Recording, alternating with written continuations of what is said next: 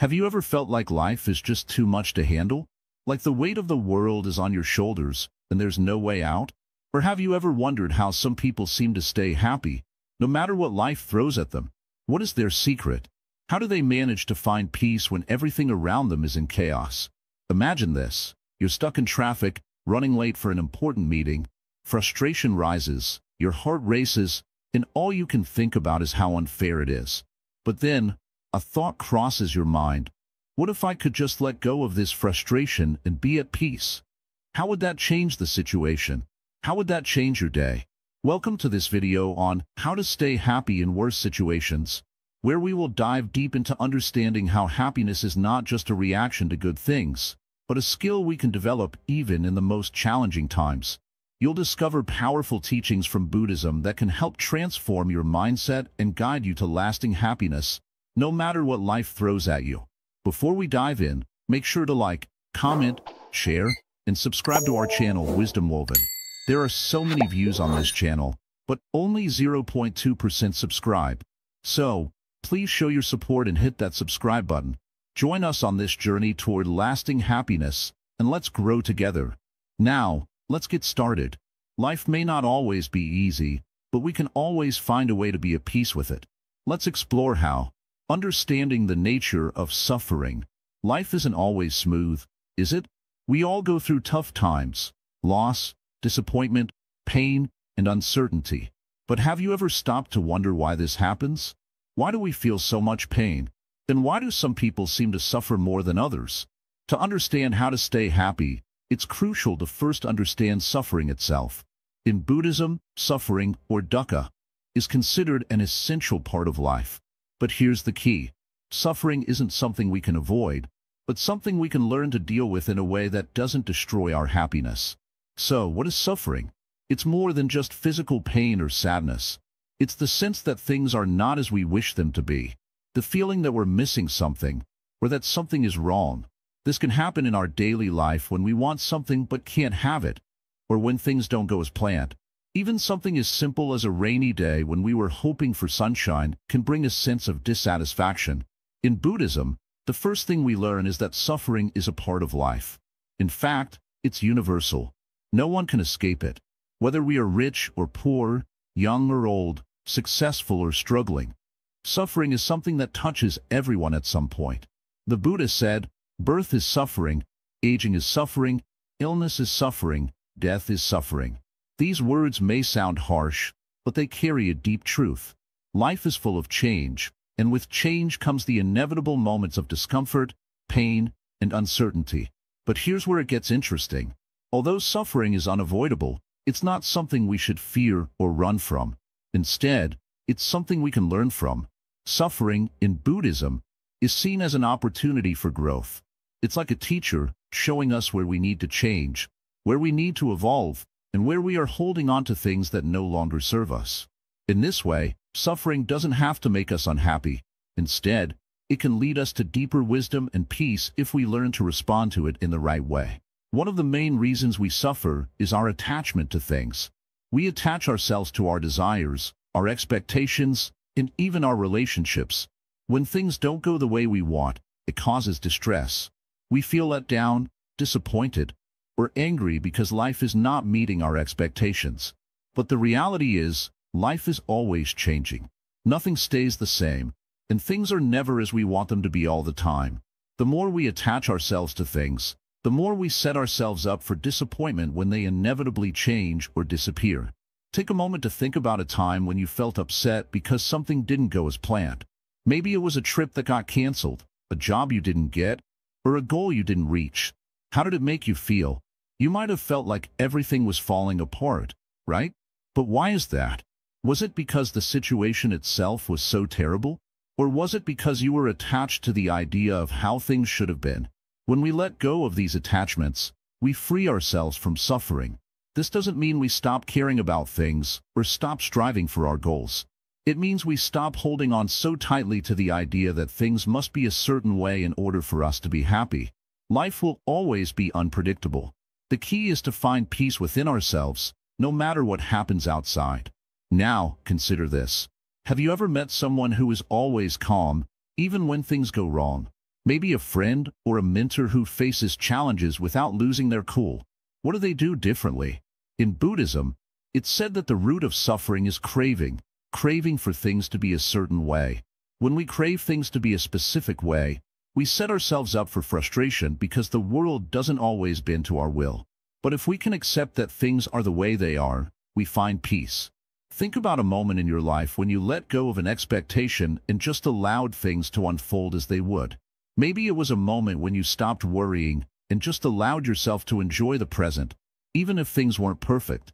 How did that feel? Often, when we let go of our attachments, we create space for happiness and peace, even in the middle of difficult situations. Suffering also comes from our fear of the unknown. We want control over everything in our lives, but the truth is, control is an illusion. We can't control everything. We can't control the weather, or other people's actions, or even what happens tomorrow. The more we try to control everything, the more anxiety and suffering we create for ourselves. So, the Buddhist approach is to learn to flow with life, to accept its uncertainties, and to embrace the present moment as it is, rather than fighting against it. One of the most powerful teachings in Buddhism is that suffering doesn't last forever. Everything is temporary. Our emotions, our thoughts, our experiences, they all come and go. The key is not to get stuck in them. Just like a storm will eventually pass, so too will difficult emotions or challenging situations. When we learn to be present with our suffering, without pushing it away or trying to avoid it, we allow it to pass naturally, and we find freedom from it. This is a fundamental shift in how we view suffering. Instead of seeing it as something to avoid at all costs, we start to see it as an opportunity to practice patience, compassion, and resilience. When we suffer, we learn how to be kind to ourselves, how to let go of control, and how to embrace the impermanence of life. This is the first step towards staying happy, even in the worst situations. The Buddha also taught that we must take responsibility for our own suffering. It's easy to blame the world or other people when things go wrong. But true happiness comes when we recognize that we have the power to shape our own experience. No one else can control how we feel. We may not be able to control the circumstances of our lives, but we can control our reactions to those circumstances. In the end, suffering is not something to fear or run away from. It's a natural part of life, and by understanding its nature, we can start to see it as a pathway to growth and happiness. When we stop resisting it and start accepting it as a part of our journey, we begin to experience true peace. And that peace, my friends, is the foundation of lasting happiness. The Four Noble Truths, a path to inner peace. Life often feels like a battle. We face challenges, heartbreaks, disappointments, and hardships at every turn. It's easy to feel overwhelmed and ask, why is this happening to me? But what if I told you that suffering is a part of life that we all must face, and it doesn't have to be as painful as we think? In Buddhism, there is a powerful framework known as the Four Noble Truths that can help us understand suffering and, more importantly, show us how to find peace even when life is tough. The first noble truth teaches us that suffering is inevitable. Everyone, no matter who they are or where they come from, faces suffering in some form. Whether it's physical pain, emotional distress, or mental struggles, we all experience moments where we feel overwhelmed. The Buddha understood that suffering is universal. It's part of being human. But here's the important part. Suffering doesn't mean we are cursed or broken. It's simply a part of life. In fact, acknowledging suffering is the first step toward healing. When we understand that suffering is part of the human experience, we stop resisting it. We stop fighting against it, and we begin to accept it as something we can work through, rather than something that controls us. The second noble truth goes deeper into the cause of suffering, craving. We suffer not only because of external circumstances, but also because of our internal desires and attachments. We crave things we don't have: money, success, approval, love, and we fear losing the things we do have. These desires create tension and stress within us, and when we can't fulfill them, we experience dissatisfaction, frustration, and pain. Think about it for a moment. Have you ever wanted something so badly, only to find that once you got it, it didn't bring the happiness you thought it would? Maybe you got a new car, a promotion, or a new phone, but after the excitement wore off, you are left feeling empty again. This is what the Buddha meant by craving, constantly wanting more, believing that happiness is somewhere out there, just beyond your reach. But here's the good news. The third noble truth offers us hope. Suffering can end. The Buddha didn't just say, "You will suffer forever, and that's it." He showed us a way out. The key to ending suffering is letting go of our attachments, desires, and cravings. When we stop chasing after things that we think will bring us happiness, we make room for true contentment. True happiness doesn't come from what we have, but from how we relate to what we already have. This is where things get interesting. Happiness is not something that can be obtained externally. It's already within us, waiting to be uncovered. When we stop looking outside ourselves for validation and peace, we begin to tap into a deeper sense of inner joy. This brings us to the fourth noble truth, which is the path that leads to the cessation of suffering. The Buddhist teachings offer us the Eightfold Path, a practical guide to living a life that leads to peace and happiness. It's not just a philosophical idea. It's something you can practice every day, in every moment. The Eightfold Path is divided into 8 practices, and each one plays a crucial role in helping us end suffering and cultivate happiness.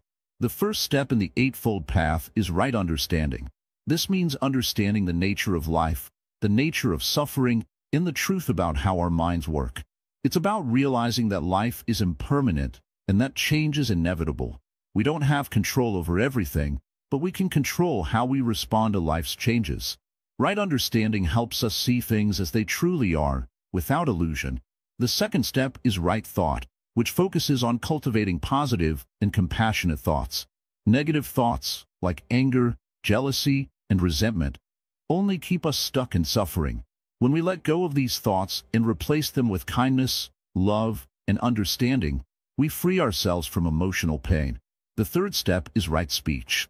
Our words have power. They can either hurt or heal, uplift or destroy. By practicing right speech, we commit to speaking with honesty, kindness, and mindfulness. We avoid gossip, lies, and harmful words that can create unnecessary conflict and pain. The fourth step is right action. Our actions shape our world. When we act with integrity, compassion, and respect for others, we create harmony in our lives and the lives of those around us. Right action encourages us to live in a way that reflects our values and promotes well-being for all. The fifth step is right livelihood, which means making a living in a way that doesn't harm others. Whether you're a teacher, a trader, or a doctor, your work should be a source of positive contribution to society, not one that causes harm or suffering. The sixth step is right effort. This is about putting in the effort to cultivate good habits and release harmful ones. It's about taking consistent, mindful action towards your well-being, even when it's difficult. Change doesn't happen overnight, but with right effort, you steadily move towards peace and happiness. The seventh step is right mindfulness. Mindfulness is the practice of paying attention to the present moment without judgment. It's about being aware of your thoughts, feelings, and actions as they happen, rather than getting lost in them. Right mindfulness allows you to be more in control of your mind, instead of letting your mind control you. Finally, the eighth step is right concentration. This refers to the ability to focus the mind with clarity and deep attention. It's about training your mind to remain calm and composed, even in the face of distractions and challenges. Through meditation and focused practice, you can cultivate the kind of concentration that brings peace and insight. So, how does this all fit together? The Four Noble Truths and the Eightfold Path work hand in hand to help you understand and overcome suffering. The first step is recognizing that suffering is part of life. The second step is understanding that craving and attachment cause much of our suffering.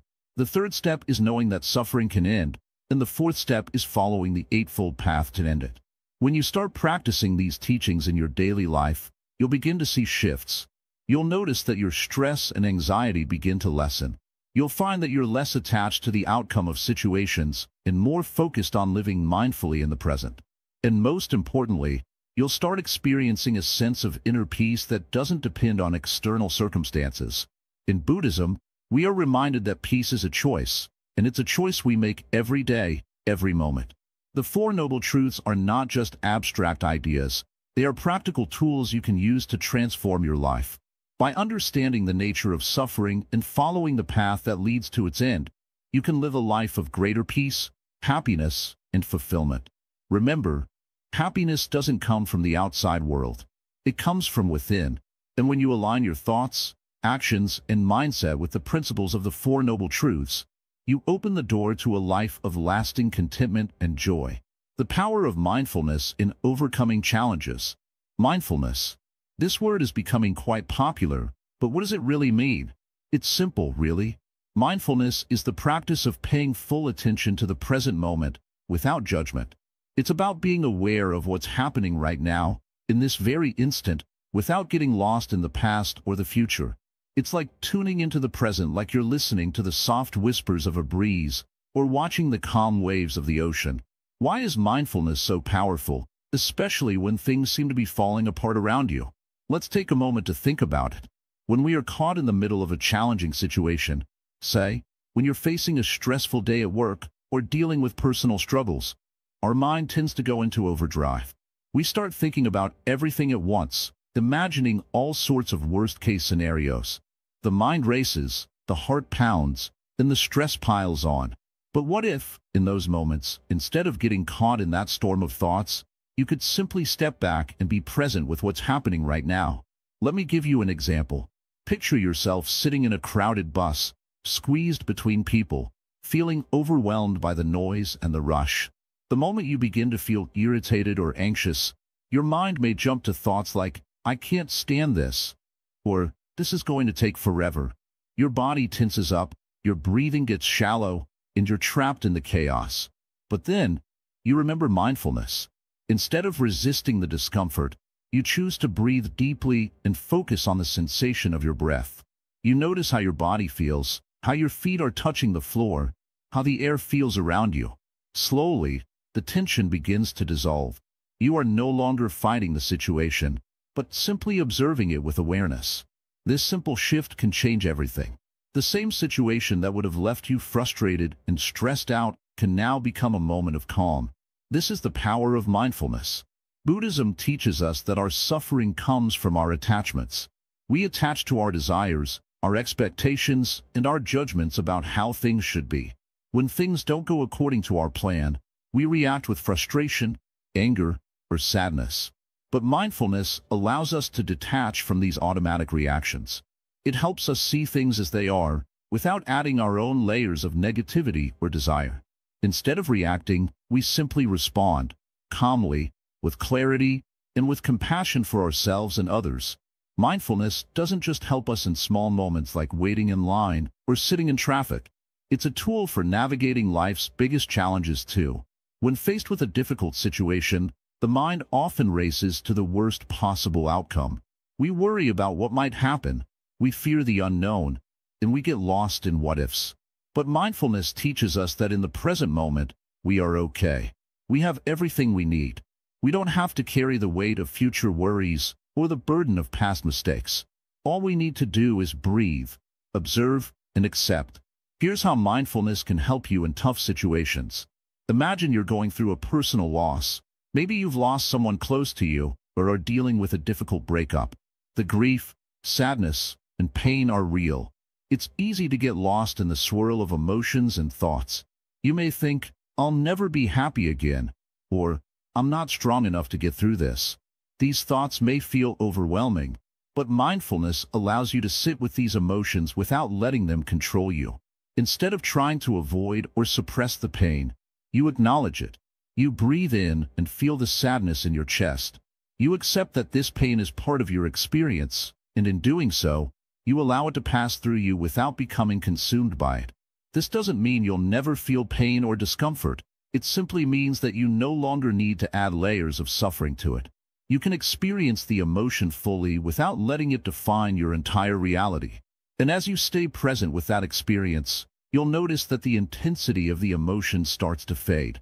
You realize that emotions, like all things, are impermanent. They come and go. Mindfulness also helps us recognize our habitual reactions. For example, when things don't go as planned, many of us react with frustration or anger.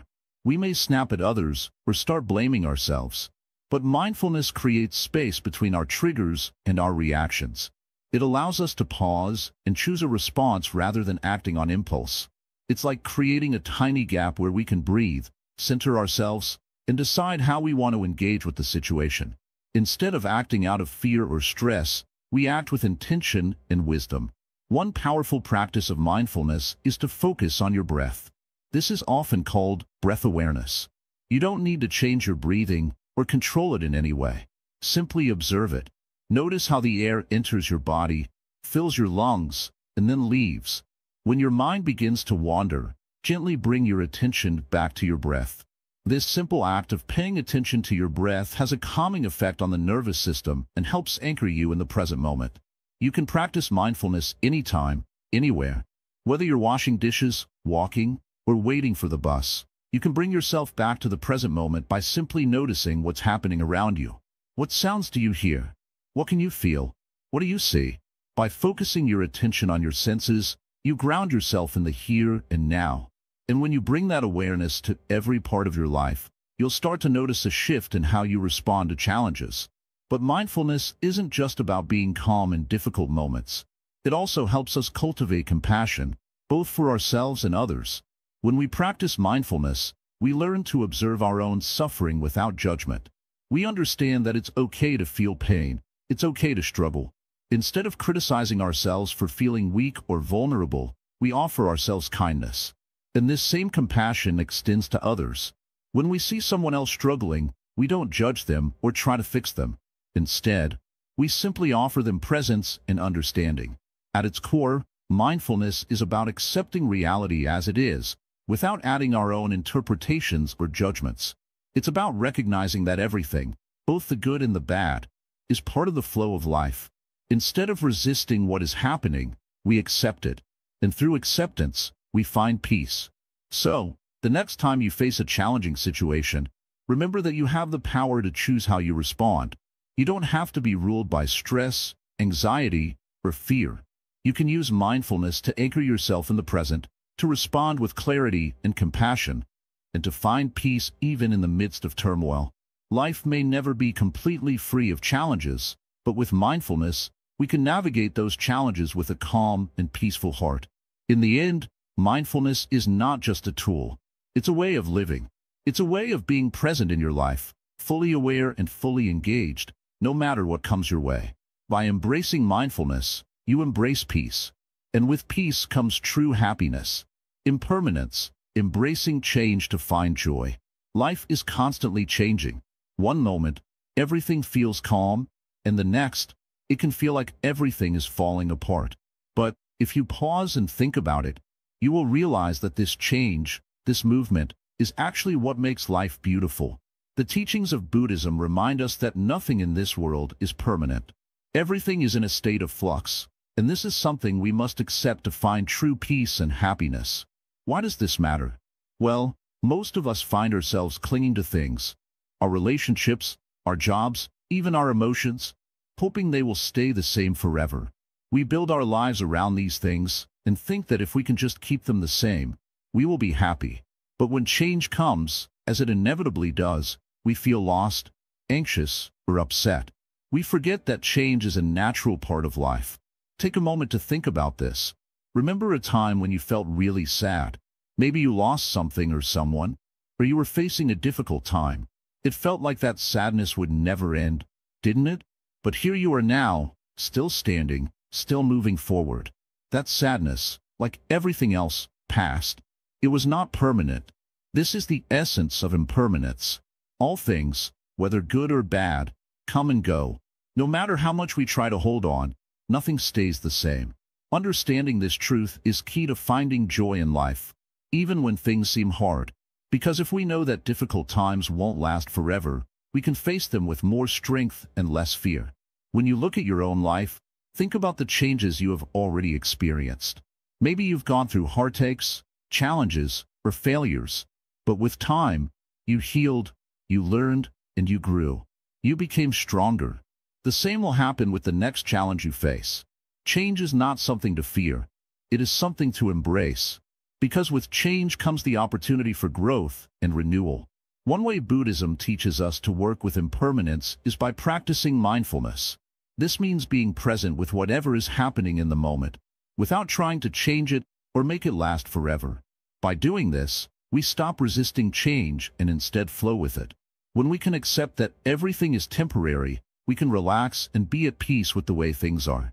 Let's take an example. Imagine you are walking in a park on a windy day.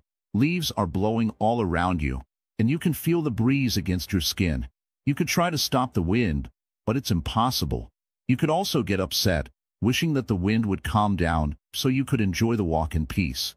But if you take a deep breath and accept the wind as it is, you can enjoy the walk even more. You can feel the fresh air, hear the rustling of the leaves, and appreciate the moment without wishing it were different. Life is much the same way. The things that happen in your life, whether good or bad, are like the wind.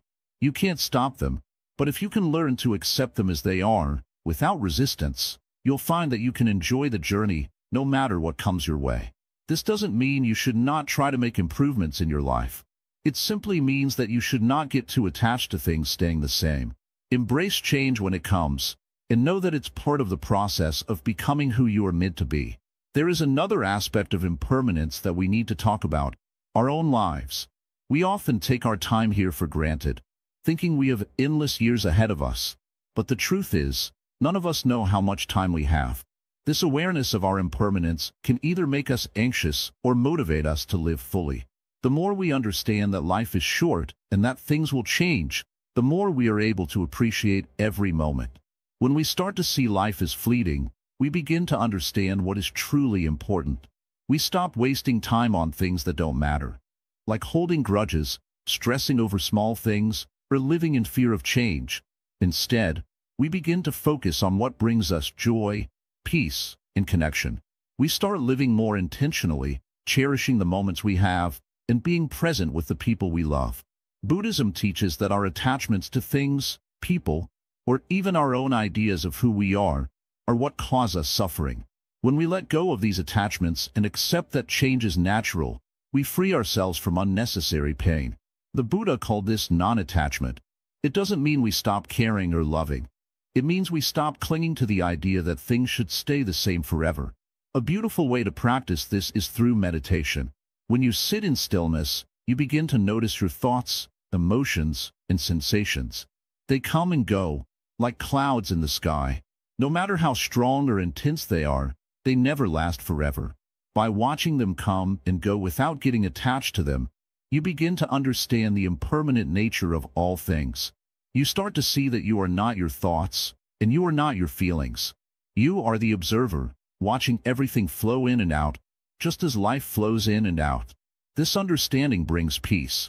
When you can accept that life is always changing, that nothing stays the same forever, you become less afraid of what the future holds. You stop worrying about losing things or people because you understand that everything, even our most cherished possessions, is only temporary. And with this understanding comes freedom. So, what can you do today to embrace impermanence? Start by noticing the small changes around you. Whether it's the change of the seasons, the passing of the day, or the way people in your life grow and change. Acknowledge these changes with gratitude. Understand that every moment is precious because it will never come back. And, most importantly, let go of your need to control everything. Allow life to unfold as it is meant to. Embracing impermanence is one of the most powerful ways to find joy in life. It helps you to let go of the past, to live more fully in the present, and to face the future with courage and acceptance. When you accept that everything is temporary, you will find that peace and happiness are not dependent on things staying the same, but on your ability to flow with life as it is. Remember, just like the wind in the park, everything in life will pass. The key is to stop trying to hold on and start enjoying the beauty of the moment, just as it is. Embrace change, welcome impermanence, and find joy in the ever-changing dance of life. The Eightfold Path, a guide to resilient happiness. In life, we face many challenges. Whether it's a personal loss, failure at work, or the stress of daily responsibilities, these challenges can sometimes feel overwhelming. But what if there was a path to not just survive these moments, but to truly find peace and happiness, even in the midst of struggle? This is where the Eightfold Path comes in. It's not just a set of rules to follow. It's a guide to living a life of balance, wisdom, and compassion. The Eightfold Path is one of the central teachings of Buddhism. It offers a practical framework for living a good life, one that is aligned with our values and true nature. It's a guide that leads to wisdom, ethical conduct, and mental discipline. Let's explore each step of the Eightfold Path and see how it can help us stay happy in difficult times. 1. Right view. The first step on the Eightfold Path is understanding things as they really are. Often, we get caught up in our thoughts, judgments, and assumptions. We see the world not as it is, but as we want it to be or as we fear it is. This creates suffering because reality doesn't match our expectations. Having the right view means accepting that life is not always easy, that suffering is a part of life, and that everything is constantly changing. When we understand these truths, we stop resisting what happens to us and start accepting life as it is. This doesn't mean we stop trying to improve our lives, but it means we stop fighting the inevitable changes and difficulties that come our way. 2. Right intention. Right intention is about the motivations behind our actions. Why do we do what we do? Are we motivated by selfish desires, anger, or fear? Or are we motivated by love, kindness, and the desire to benefit others? When we have right intention, our actions are guided by wholesome desires. This helps us make decisions that are good for ourselves and for others. In challenging times, if our intentions are based on compassion and kindness, we are less likely to act out of frustration or anger, which only add to our suffering. 3. Right speech. Our words have a powerful impact on others and on ourselves. Right speech is about speaking truthfully, kindly, and helpfully. It means avoiding lying, gossiping, or using words to hurt others. When we speak with right speech, we create an environment of trust and peace around us. In difficult situations, how we speak to ourselves is just as important as how we speak to others. If we constantly tell ourselves that we can't handle a situation or that we are failures, it only increases our suffering. By speaking to ourselves with kindness and understanding, we begin to calm our minds and open up to the possibility of happiness, even in hard times. 4. Right action. Right action is about living in a way that is respectful to others and to ourselves. It means avoiding harmful behaviors such as stealing, cheating, or hurting others. Instead, we choose actions that promote peace, harmony, and understanding. When we act with kindness and integrity, even in difficult situations, we can transform the situation itself. For example, if we are faced with an argument, instead of reacting with anger, we can choose to respond with patience and understanding. This not only reduces conflict but also helps us feel at peace with ourselves, even in challenging times. 5. Right livelihood. Right livelihood means choosing a job or career that is ethical and does not cause harm to others. It's about finding work that is aligned with our values and that contributes to the well-being of others. When we are doing work that we believe in, that is meaningful and beneficial, we experience a sense of fulfillment. This doesn't mean we have to change our job immediately, but we can start asking ourselves whether our work aligns with our values and contributes to our happiness. When we do what feels right, even the toughest situations at work become easier to handle. 6. Right effort. Right effort is about cultivating positive states of mind and letting go of harmful ones. It means putting in the effort to develop good habits, such as mindfulness, patience, and compassion, while also working to abandon negative habits like anger, jealousy, and fear. In difficult situations, right effort helps us keep a calm mind. Instead of getting overwhelmed by negative emotions, we can focus on cultivating positive qualities like patience and resilience. This takes practice, but with time, it becomes easier to stay grounded, no matter what challenges we face. 7. Right mindfulness. Right mindfulness is about being fully aware of the present moment. It means paying attention to our thoughts, emotions, and actions without judgment. When we practice mindfulness, we stop getting lost in worries about the past or the future and start living in the present moment. In times of hardship, mindfulness can help us stay calm and centered. Instead of reacting impulsively to difficult situations, we can take a step back, breathe, and observe our thoughts and feelings. This awareness gives us the space to choose how to respond, rather than just reacting out of habit or emotion. 8. Right concentration. Right concentration is about developing mental focus through practices like meditation. It's the ability to focus our mind on one thing at a time, without distractions. When we have right concentration, we can quiet our minds and find peace, even in the most chaotic circumstances. Meditation is a powerful tool for cultivating right concentration. By regularly practicing meditation, we train our minds to become more focused, calm, and resilient. In challenging moments, this mental clarity allows us to respond with wisdom, rather than reacting impulsively or with frustration. Conclusion. The Eightfold Path is a guide to living a life of balance, peace, and happiness. It doesn't promise that life will always be easy, but it does offer a way to navigate life's challenges with wisdom and grace. When we follow these 8 steps, right view, right intention, right speech, right action, right livelihood, right effort, right mindfulness, and right concentration, we can find lasting happiness even in the worst of times.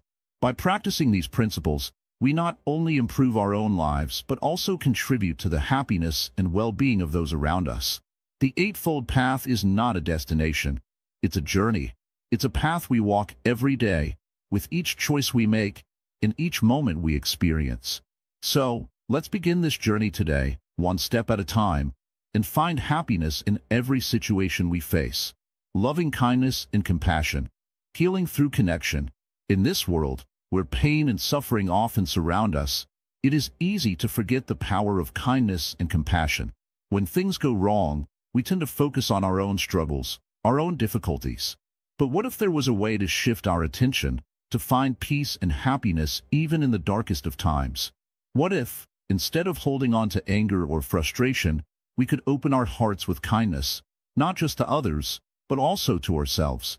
Buddhism teaches us that loving kindness, known as metta, and compassion, karuna, are the foundations of a peaceful and joyful life. These qualities are not just feelings we show to others, they are practices we can cultivate every day. They are not merely about feeling sorry for someone else. They are about understanding and sharing in their pain and joy, and responding with care and support. Let's start by understanding what loving kindness really means. It is not about being kind when it's easy or when others are kind to us. It's about offering kindness unconditionally, without expecting anything in return. It's about the willingness to wish well for others, even those who have hurt us. It's a deep, heartfelt desire for others to be free from suffering and to experience happiness, peace, and love. But how do we begin to practice loving kindness, especially when life feels overwhelming? The first step is to turn our kindness inward. Often, we are our own worst critics, constantly judging ourselves and pushing ourselves harder than we would anyone else. We must learn to be gentle with ourselves. When we can offer ourselves compassion and understanding, we are better equipped to show it to others. Take a moment to think about yourself. When you look at yourself, do you offer love and kindness, or do you focus only on your flaws? Buddhists believe that true peace begins within. If we cannot love ourselves, it becomes very difficult to offer genuine love to others. So, start by speaking kindly to yourself, by forgiving yourself for past mistakes, and by giving yourself the same compassion you would give to a close friend in need. Once we start to nurture loving kindness within, we can begin to extend it to others. Think about the people in your life. Who are the ones who need love the most? Maybe it's someone who is struggling with illness, or someone who feels lonely. It could be someone who has wronged you in the past, or someone you've simply lost touch with. No matter the situation, you have the power to offer them kindness. Start by wishing them well. It may sound simple, but sending out positive thoughts for someone else can have a profound impact. You can say to yourself, "May you be happy. May you be free from pain. May you live with ease." As you say these words, try to truly feel the wish for that person. Imagine them smiling, feeling peaceful, and at ease. It's important to note that loving kindness is not about fixing others' problems or taking on their burdens. It's about offering a heart full of goodwill, without attachment or expectation. You are not responsible for someone else's happiness, but your kindness can light the way for them. Loving kindness also extends beyond people. It can be shown toward animals, nature, and the world around you. Every living being, no matter how small or seemingly insignificant, deserves love and respect. By extending kindness to the world itself, we begin to see the interconnectedness of all things. The happiness of one person or one animal is connected to the happiness of the whole world. Compassion, on the other hand, takes this practice a step further. Compassion is not only about wishing others well, but also about actively helping to alleviate their suffering. It's about feeling the pain of others and being moved to act in some way to ease it. Compassion calls us to step outside of ourselves, to recognize the suffering of others, and to respond with care, empathy, and action. One of the most beautiful aspects of compassion is that it doesn't require grand gestures. You don't need to do something extraordinary to make a difference. Sometimes, simply listening to someone when they need to talk, offering a comforting word, or giving your time to help someone in need can be more than enough. Compassion is not measured by the size of the action, but by the depth of the heart with which it is given. In times of personal suffering, we may wonder how we can have the strength to show compassion. But here's the truth. By being compassionate to others, we heal ourselves. When we offer kindness and compassion, we begin to realize that we are not alone in our struggles. Everyone faces challenges, everyone experiences pain. And in recognizing this shared experience, we can find a sense of unity and peace. There is a powerful story from Buddhist teachings that illustrates this beautifully. The Buddha once encountered a woman who was grieving the death of her child. She asked the Buddha for a remedy to bring her child back to life. The Buddha did not give her a magical solution, but instead, he asked her to bring him a mustard seed from a household that had not experienced death. She went from house to house, only to discover that every family had experienced the death of a loved one. Through this experience, she realized that suffering is universal. It is a part of life that we all share. And by acknowledging our shared pain, we can begin to heal together. This lesson reminds us that compassion is not about solving all the problems of the world, but about recognizing the pain we all carry and offering what we can to ease it. It teaches us that in helping others, we also help ourselves. Our shared human experience binds us together in a way that makes us stronger, more resilient, and more compassionate. When we live with loving kindness and compassion, we create an environment of support and healing. It's a reminder that no matter how difficult life may get, we are never truly alone. There are always people who care, and there is always the potential for kindness to bring light into even the darkest places. To bring this into your daily life, start small. Each day, take a moment to think about someone you care about and send them a thought of kindness. It could be a simple prayer, a wish for their happiness, or a kind action. As you do this, you'll notice that your own heart begins to soften, and the world around you feels a little brighter. Loving kindness and compassion are not just nice ideas. They are practices that have the power to transform our lives. By cultivating these qualities, we create an inner peace that nothing can disturb. We learn that happiness is not found in perfect circumstances, but in the way we respond to life's challenges, with love and compassion for ourselves and others. So, in the moments when life seems overwhelming, remember this. The greatest healing comes from the heart.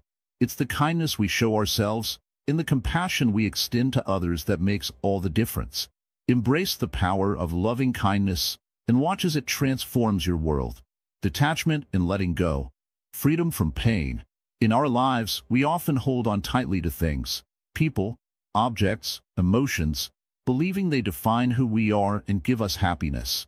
We attach ourselves to them so strongly that when they change, break, or leave us, we feel a deep sense of loss and pain. This is because we believe that our happiness depends on these things. But what if we could learn to let go? What if we could find peace by detaching ourselves from the things that cause us pain?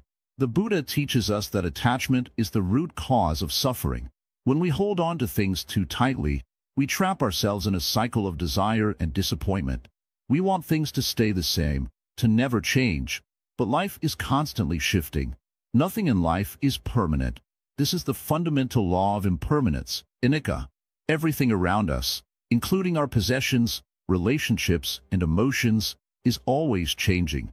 The moment we try to cling to something that is meant to change, we set ourselves up for disappointment and pain. So, how can we practice detachment without feeling cold or indifferent?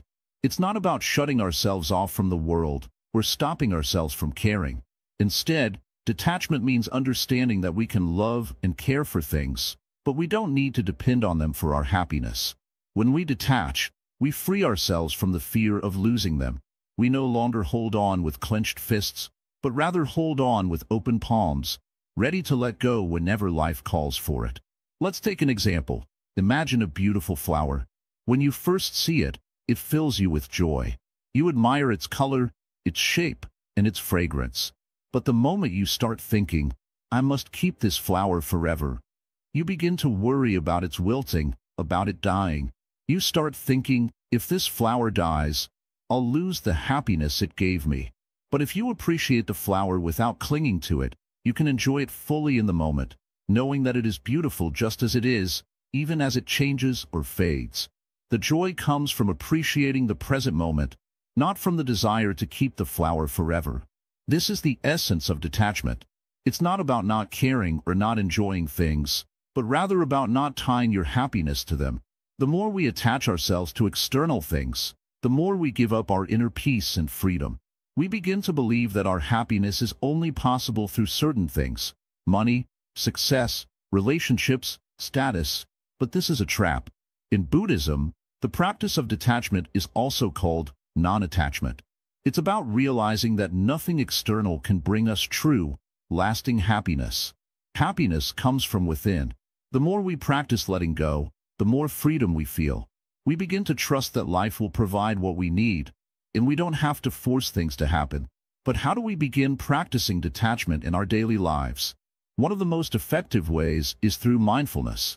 Mindfulness allows us to observe our thoughts and emotions without getting caught up in them. When we feel ourselves becoming attached to something, we simply observe the feeling without judgment. We don't try to push it away, but we also don't let it control us. We learn to recognize that our happiness doesn't depend on the object of our attachment. Another practice is to focus on the impermanence of everything. Remind yourself that everything in life, including you, is constantly changing. Your feelings, your circumstances, and even the people around you. Everything will change. This realization helps you let go of the need to hold on. You don't have to try to keep things the way they are because change is inevitable. And in that change, there is beauty. By accepting the impermanence of life, you free yourself from fear and anxiety about loss. Detachment also means letting go of expectations. Often, we suffer because we expect life to be a certain way. We expect people to act in a certain manner or situations to turn out the way we want. When things don't go as planned, we feel frustrated or upset. But by letting go of rigid expectations, we allow life to unfold naturally. We begin to accept things as they are, without trying to force them into our preconceived ideas. In relationships, detachment doesn't mean becoming distant or uncaring. It means recognizing that we cannot control others, and that our happiness does not depend on them. We can love deeply, but we also understand that each person has their own path and their own choices. By letting go of the need to control, we create space for both ourselves and others to grow. The practice of detachment is a gradual process. It's not something that happens overnight. In the beginning, it may feel uncomfortable or unnatural, but with time, you'll start to notice the freedom that comes from letting go. You'll start to feel lighter, more at peace, and less burdened by the things that once caused you stress. A key part of detachment is also learning to let go of past hurts and grudges. Holding on to past pain only drags us down. When we cling to resentment, we hold ourselves hostage to negative emotions. But when we let go of the past, we free ourselves from that pain. Forgiveness is a powerful tool in this process. Forgiving others and ourselves allows us to release the emotional weight that holds us back. Letting go also involves trusting life. It means accepting that not everything will go according to our plans, but that doesn't mean it's a failure. Life has its own flow, and sometimes, what seems like a setback is actually an opportunity for growth. By detaching from our rigid plans and expectations, we open ourselves to the unknown, and we allow life to surprise us with new possibilities. Detachment is not about being emotionless or withdrawing from life. It's about being fully engaged with the world while understanding that true happiness doesn't come from outside circumstances. It comes from our inner peace. By practicing detachment, we learn to live more fully in the present moment. without constantly chasing after things that are beyond our control. In Buddhism, detachment is often compared to a lotus flower. The lotus grows in muddy waters, but it rises above the surface, untouched by the mud. This symbolizes how, through detachment, we can live in the world without being affected by its negativity or struggles. We can be part of the world, yet remain untouched by its chaos. When we begin to practice detachment, we stop seeing ourselves as victims of our circumstances. We understand that we are the creators of our own happiness. By letting go of attachments, we empower ourselves to live with more freedom and joy. We stop holding on to things that weigh us down, and instead, we open ourselves to the possibilities that come with letting go. The ultimate goal of detachment is not to withdraw from life, but to be fully present in it without fear, anxiety, or clinging. When we let go, we create space for peace, for joy, and for true happiness. Life becomes a flowing river, and we are no longer struggling against the current. Instead, we allow ourselves to flow with it, with grace and ease. This practice of detachment is a gift we give ourselves. It's a way to stop suffering and start living with a peaceful heart. By letting go of the need to control everything and everyone, we open ourselves to a life of freedom, love, and inner peace. The role of karma, shaping your reality. In Buddhism, we often hear the word karma. You've probably heard it before. What goes around comes around. But what does this really mean in the context of our lives? How does karma affect the way we experience happiness, or how we deal with difficult situations? Karma is not just about good or bad deeds. It's about the energy we put into the world and how it returns to us. Imagine it as a law of cause and effect. Every action, thought, and word we put out into the world creates an impact. This impact doesn't always come back in the form we expect, but it always returns. In simple terms, what you give, you get. If you spread kindness and love, it will eventually come back to you, even if it doesn't seem like it right away. But the opposite is true as well. If you act out of anger, greed, or jealousy, that negativity can return to you, often in ways that create more suffering. But here's the most important thing to understand about karma. It's not just about the past or the present. Karma is about the future, too. It's about shaping your reality in the moments that lie ahead. Let's take a deeper look into how this works. Every time you make a decision, whether big or small, you're creating the conditions for your future. Think about your thoughts. If you constantly focus on negative things, then your mind will continue to generate more negativity. But if you train yourself to think with compassion, gratitude, and mindfulness, you'll begin to shape a life that reflects these qualities. The more you act in line with your values, those things that bring you peace, love, and joy, the more your reality will begin to shift. Now, let's be clear. This is not about immediate rewards or punishments. Karma isn't a form of divine justice where you instantly pay for your mistakes. Instead, it's the natural unfolding of your actions. The consequences of your choices may take time to appear, but they are inevitable. Karma teaches us that everything is interconnected. The way you treat others influences how others treat you. If you approach life with kindness, patience, and understanding, you'll find that these qualities come back to you in subtle and profound ways. It's not always obvious, but over time, you'll start to notice that life seems to flow more smoothly when you're in alignment with positive actions. For example, imagine you're having a tough day. Maybe things aren't going as planned, and you feel like nothing is working out. It's easy to become frustrated, angry, or even to lash out at others. But what if, instead of reacting, you took a step back and chose to respond with patience or understanding? Maybe you smile at someone, offer a kind word, or simply take a deep breath and let go of your frustration. Even though the situation hasn't changed, you've shifted your energy. You've planted the seed for peace, and in turn, you'll start to notice that things around you begin to feel a little more manageable. In Buddhist teachings, the idea of karma isn't just about individual actions. It's about collective karma as well.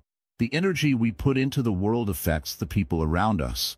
When you act with kindness, you inspire others to do the same. This ripple effect can spread far beyond what you can see in the moment. Imagine a small act of kindness that inspires a friend to pass it forward, which in turn inspires someone else, and so on. The world is filled with possibilities for positive change, and it all begins with our actions. But there's also a darker side to karma that we need to acknowledge. It's easy to feel frustrated or confused when things go wrong, especially when we don't immediately understand the cause. You might be asking, why do bad things happen to good people? Or, why does it feel like I'm stuck in a cycle of suffering? These are questions that can cause a lot of pain and confusion, but they're also natural human questions. Here's the truth. Karma doesn't always make sense in the short term. Sometimes, the suffering we experience is a result of actions from the past, either from this life or previous ones.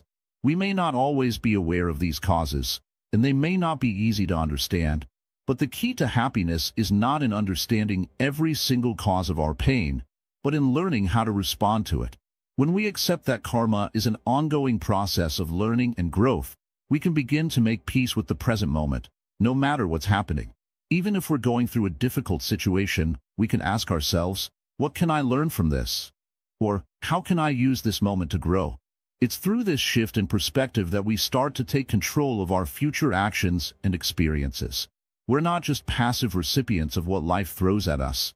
We can actively shape our reality through our response to the circumstances we face. One of the most empowering aspects of karma is the idea of change. It doesn't matter where you've been or what you've done in the past. Every moment is a new opportunity to create a positive ripple in the world. You are not defined by your mistakes or the challenges you faced. You are always free to choose how you respond to any situation, and in doing so, you shape the path ahead. If you want to bring more peace, love, and happiness into your life, you have the power to create it, starting right now. Karma, then, is not just a moral law, it's a spiritual law. It's about the energy we choose to cultivate in our lives. The more we nurture positive qualities, compassion, generosity, patience, and mindfulness, the more those qualities will become a natural part of our being. And over time, this will lead to a life of peace and happiness, even in the face of adversity. By practicing mindfulness and awareness of our actions, thoughts, and words, we begin to align ourselves with the natural flow of positive karma. The more we act in harmony with our true values and intentions, the more our lives will reflect these qualities. The key is consistency. Small acts of kindness, thoughts of compassion, and mindful actions add up over time. They may not always produce immediate results, but they will create a foundation for lasting happiness. So, when you're faced with challenges in life, remember that your response can shape your future. It's not about being perfect or always doing the right thing. It's about choosing to act in ways that are in alignment with your highest values, with kindness and mindfulness. Every moment offers the potential to shift your karma, to change your path, and to create a future filled with peace and happiness. In the end, karma is about understanding the interconnectedness of all things. It's about knowing that our actions, thoughts, and words have an impact, not just on ourselves, but on everyone around us. By living with this awareness, we can create a world that reflects our deepest values of love, compassion, and peace. And in doing so, we create the conditions for a life of lasting happiness. Conclusion: the Buddhist way to everlasting happiness. As we come to the end of this journey, let's take a moment to reflect. Life is a river, ever flowing, ever changing. Sometimes, it's calm and peaceful. Other times, it's rough and turbulent. But remember, the river doesn't stop flowing, and neither should you. Happiness is not something you chase, nor is it something the world can give or take away. Happiness is something you build, something you nurture within. You've learned that suffering is a part of life. Everyone faces pain, loss, and challenges. It's what connects us all. But as the Buddha taught, suffering isn't a dead end. It's a doorway to growth, understanding, and eventually, peace. The Four Noble Truths have shown us that while life brings challenges, there's a way out, a path to happiness. And that path starts with understanding and mindfulness. Mindfulness is the key. When you are fully present, without clinging to the past or worrying about the future, you begin to see life for what it is, beautiful in its imperfection. Like a lotus flower rising from muddy waters, your happiness can bloom even in the toughest times. But happiness isn't just about the self. It's about opening your heart to others.